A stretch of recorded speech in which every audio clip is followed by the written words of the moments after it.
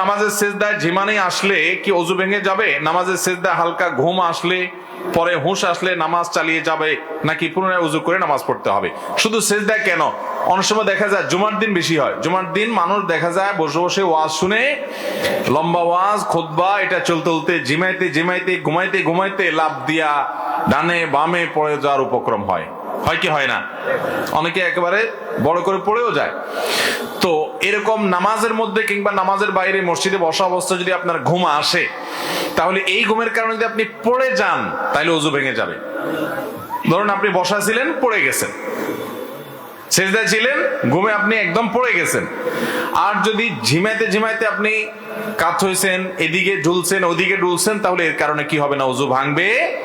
আর যদি হেলান দিয়ে কিছুর সাথে আরাম করে ঘুম দেন এবং সে হেলান দেওয়া জিনিসটা যদি সরায় ফেলায়, এমনি তো জাগ্রত মানুষকে সরায় ফেললে পড়ে যায়, সেটা ভিন্ন কথা। জাগ্রত মানুষ তো কিছুটা টের পেয়ে যায়, কিন্তু ঘুম এত গভীর হয়েছে যেটা সরালে আপনি পড়ে যাবে, তাহলে সেক্ষেত্রে ঘুম ওযু ভঙ্গ হয়ে যাবে এবং যার কারণে নামাজ আপনার পড়তে হবে পুনরায় ওযু করে।